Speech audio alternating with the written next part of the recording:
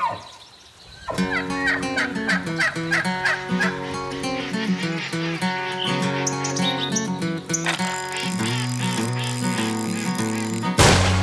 to Idaho Fish and Game's Hook and Bulletin podcast. I'm your host, James Brower from Idaho's Upper Snake region, standing in for Connor J. Lease on this special episode featuring all things Henry's Lake, with fisheries biologist Nate Tillotson.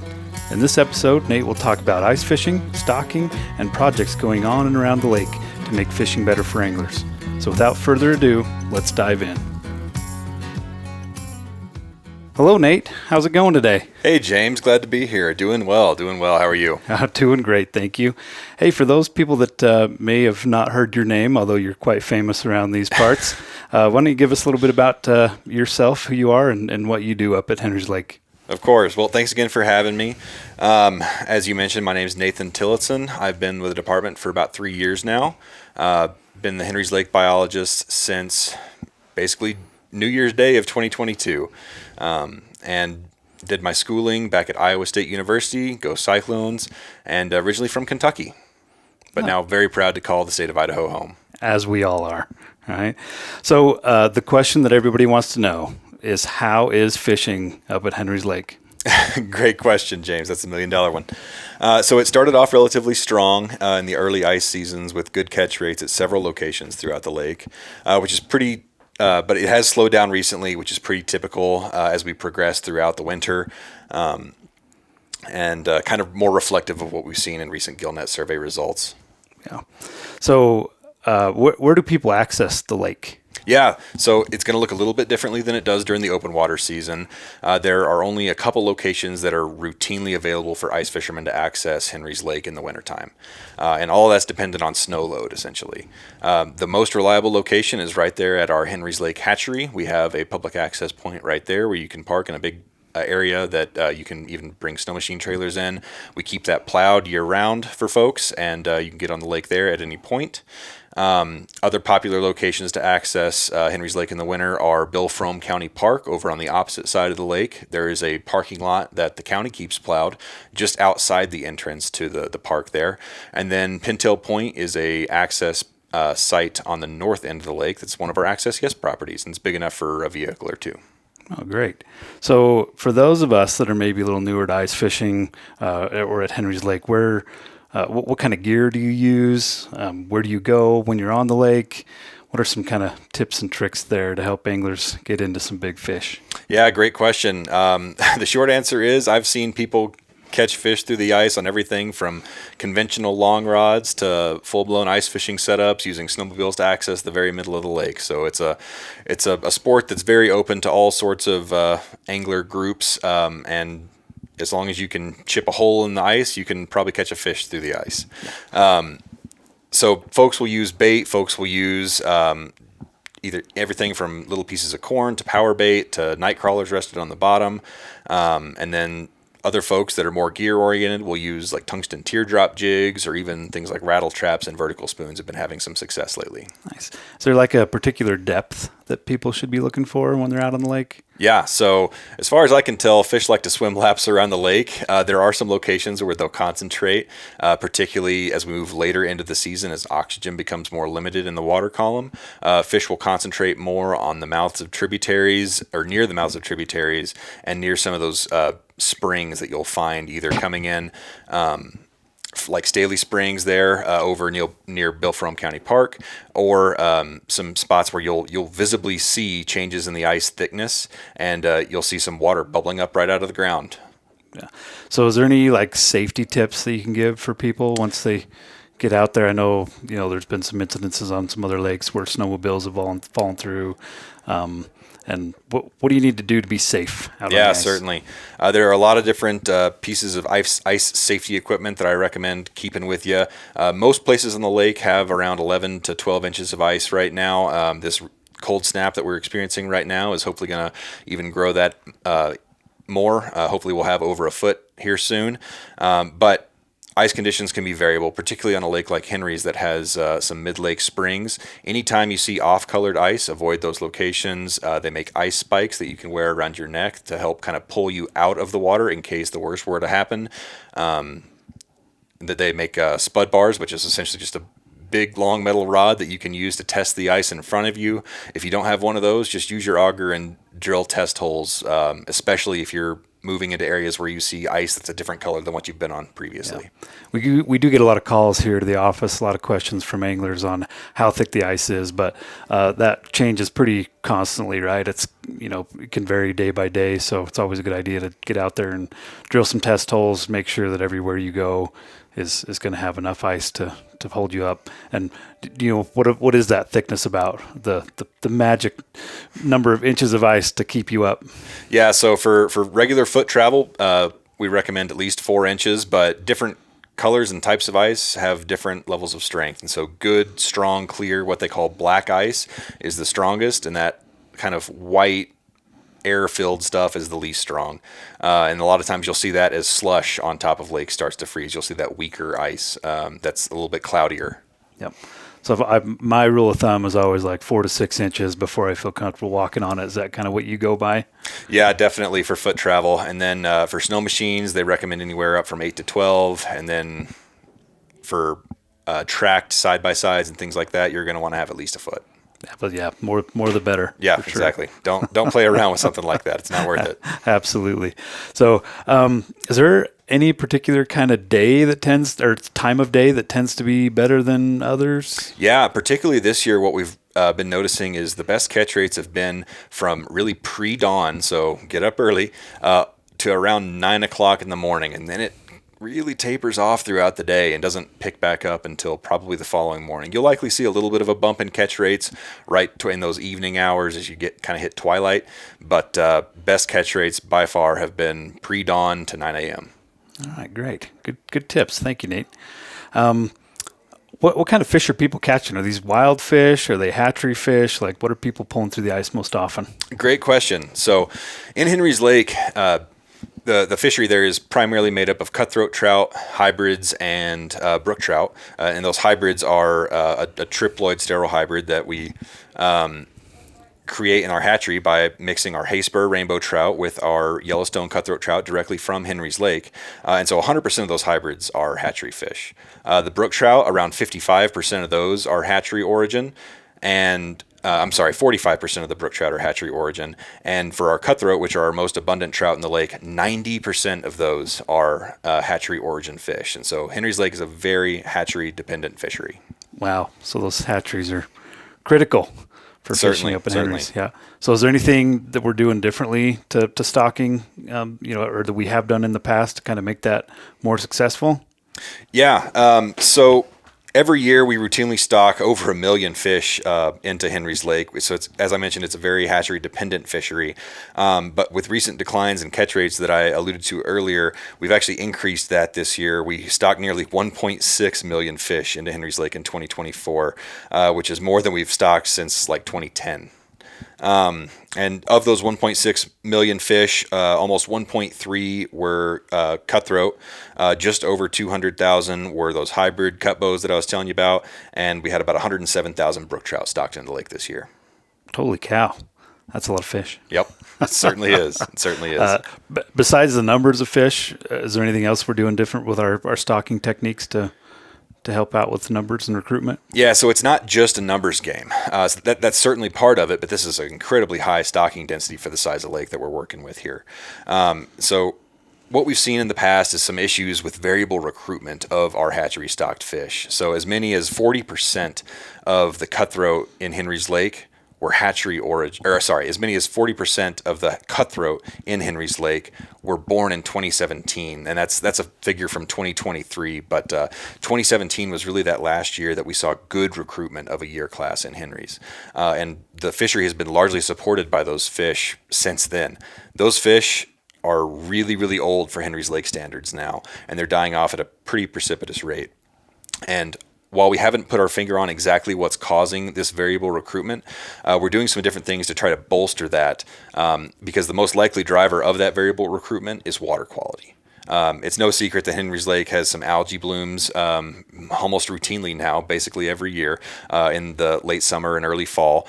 And we're monitoring water quality much more frequently now. We have a sonde that's deployed. That's essentially an instrument that collects real-time water quality data that we collect on a very routine basis, and we're messing around with when and where we stock fish to try to bolster that, to stock them in the best water quality. One good example of that is this year. Last year now. We're in January, James. Last year, we stocked around 70,000 fish in the tributaries. And so that was primarily Targhee Creek, Duck Creek, and Timber Creek. And what we can hope to do there is bolster recruitment by putting those fish in some of the best water quality available. That water's coming straight out of the mountains and straight out of the ground in some cases. And hopefully they will then return there to spawn to bolster that natural production component of the population. Wow, that's awesome. I didn't realize that. That's also quite an effort, and that's going to continue again this next year. That's the plan. Awesome. Yep. Well, great. We'll look forward to that. Yeah, we'll be able to monitor those fish too. So we use a really cool genetics technology called parentage-based tagging. So we'll be able to track the relative survival of those fingerlings that we stocked in the tributaries relative to the ones that we stocked throughout the lake. And is that taken from every single fish, or is that? So the way that the parentage-based tagging works is it's parent-based. So we take genetic fin clips from all the parents that we spawn in the hatchery, and using those genetic signatures, we know exactly where their offspring came from. Science. Gotta love it, baby. Exactly. So, Nate, I'd like to move on to a special segment that I'd like to call The Wild Truth, and where we're going to answer a question received from hunters and anglers, something that we receive commonly and would like to get an answer to. So here we go. Are you ready? I'm ready. Let's do it. So is the extended ice fishing season the reason for catch rate declines at Henry's Lake? It's a loaded question, James. You're welcome. So, yeah, let's get into it. All of our research up to now points to no. There's no evidence that the extended season on Henry's has contributed to lower catch rates. Instead, what we're kind of finding, and kind of as I alluded to earlier, that we have a variable recruitment problem. So we're working on solving that with these stocking strategy evaluations that I kind of mentioned earlier. But it's kind of a complicated answer too. So throughout the history of the recreational Henry's Lake fishery, harvest has never been something that's contributed to the population. All of that has been wrapped up in what we call compensatory mortality. And so the fish that were harvested were going to die anyway, because the general life history strategy for fish in Henry's Lake is to grow fast and die young. And since that rate of annual mortality is so high, the number of fish that were harvested doesn't contribute to population level declines. So one important thing that we had to take into account, though, is anglers were asking us, well, how does this extended season affect fish if you're not accounting for things other than just harvest? Because folks generally associate ice anglers with more frequent use of bait or passive fishing techniques that are more likely to deep hook fish and contribute to something called delayed release or post-release mortality. And that hadn't been something we had looked at in Henry's Lake before. And so in the winters of 2021 and 2022, which was actually, for 2021, that was before I was around. So this project was initially started by Jen Vincent and Andy Johnson. So I want to definitely credit them at the beginning of this. But we started a post-release ice fishing mortality study on Henry's Lake. We essentially used anglers of all skill levels to capture 161 trout through the ice at Henry's, all using the same bait and barbed hooks. And we held those fish in our spawn shed at Henry's Lake for 3 weeks after capture to monitor post-release mortality. And then after that, we released them all back into the lake. At the same time, we allowed 151 fish to travel up our fish ladder that we have there, which is what we use for our normal Henry's Lake spawn operations anyway. And we also held them in that facility for the exact same amount of time.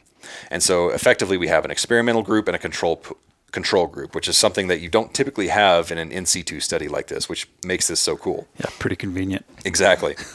So would you like to take a wild guess at how many fish that were caught through the ice died? Ooh, well, I did kind of help out with the initial part of that study, so I'm going to I'm going to take a stab here, saying that my fish all survived. I'm pretty darn sure. But I don't know. I'm going to take a wild guess and say like 90%. One fish died. One fish. Of both, out of all the groups, out of all the fish, over 300 fish, one died. It was not my fish, right? No, it wasn't. I know whose fish it was, but I'm not gonna call him out No here. name dropping. No. And so, of that one fish that died, it was a brook trout, interestingly.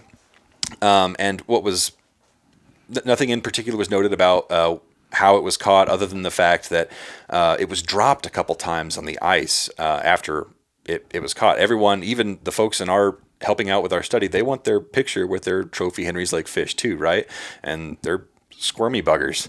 And the fish got dropped on the ice a couple times, so we noted some rough handling and for that fish in particular, and that was the only fish that died throughout the study. So regardless of that one fish dying, the difference in mortality between our control group and experimental group was negligible, and we can confidently say that catch and release ice fishing does not influence trout mortality in Henry's Lake. So if harvest doesn't contribute to trout population declines and post-release mortality doesn't contribute to trout population declines, we can pretty confidently say that the extended fishing season on Henry's does not contribute to those declines that we've been seeing recently. Oh, great. Thanks for answering that. That seems pretty clear to me, pretty cut and dry, and the answer is no. Yeah, hard to argue with that one. Yeah, absolutely. So, Nate, tell me, are there any other projects coming up that people can expect to see out on the lake this upcoming year, 2025? Yeah, we got lots of stuff in the hopper. A couple big things have been the ongoing creel survey that has been going on since Memorial Day weekend of 2024, and some habitat restoration projects that we're working on to try to bolster those rates of natural production. One of those is happening on Lower Targhee Creek, and another one of those is on Duck Creek. Awesome. Hey, well, let's first start talking about the creel survey. What are you hoping to find there? What does it kind of look like for an angler that's on the ground if they get approached by a technician or a volunteer?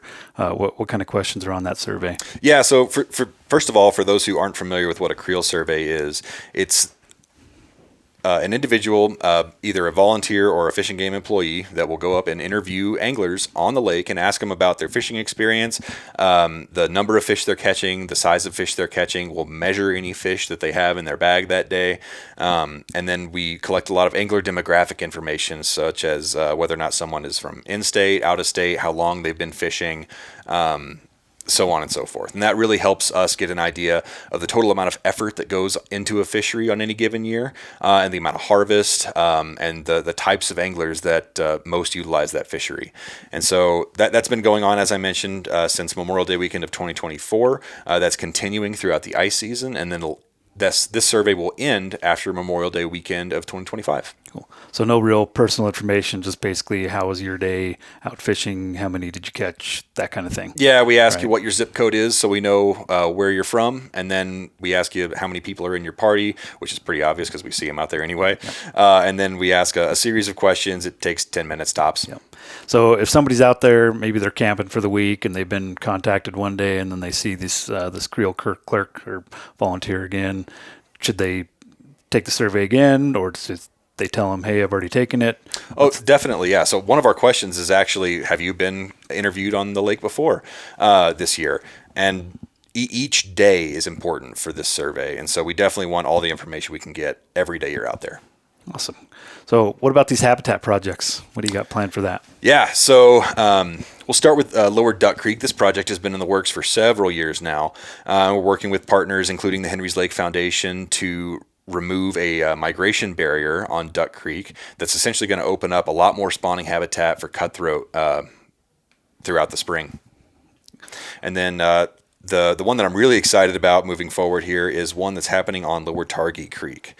So over the past 2 years, Fish and Game, Henry's Lake Foundation, and some other partners have been working with motivated landowners on this project to plan, fund, and implement a large-scale restoration project. Targhee Creek provides incredibly valuable spawning habitat for wild cutthroat in Henry's, as well as thermal and oxygen refugia during those critical periods for fish survival, like late summer when the water's hot, and then in the dead of winter whenever there's very little oxygen left in the lake itself. So phase one of this project is scheduled to break ground this year, last year in 2024, but got held up due to some permitting red tape. But we're back on track to complete phase one in the summer of 2025. This phase one is going to actually reconnect a historic channel of Targhee Creek that was cut off by a previous landowner for agriculture purposes, essentially, providing around 1.5 miles of additional cutthroat spawning habitat for Lower Targhee Creek, as well as improve what we call hyperetic flow. And so that's the groundwater flow that helps recharge, and it makes new wetlands, which are important for upland species and wildlife that are in the area as well. And it would not have, this project itself would not have been possible without these willing landowners and generous contributions from those landowners and Henry's Lake Foundation. So they deserve a huge shout out there as well. Awesome. Yeah, great things going on the ground. Definitely. So, yeah. Do you guys utilize volunteers for any of that, or? A lot of stuff, actually, yeah. So for some of our pre-restoration monitoring on that Lower Targhee Creek project, we had some folks help out monitoring what we call a picket weir, and that was to collect some spawning cutthroat data prior to this project. We've utilized volunteers for some of our backpack electrofishing surveys. If volunteers want to get involved with our creel surveys, that would be a huge help. So reach out if you'd like to get involved there. It's a great way to get out on the ice and talk to anglers, and you can maybe glean some information on what's working on the lake better or what's not. Yep. And they can just reach out to our Upper Snake office at 525-7290. Get a hold of our volunteer coordinator. Certainly. Or you directly. Yep. Just ask for Nathan Tillotson. Awesome. Well, hey, Nate, thanks for joining us today. Thanks for all the good info on how to fish Henry's Lake and what things are looking like out there for this past year and how they're going to look in the upcoming year.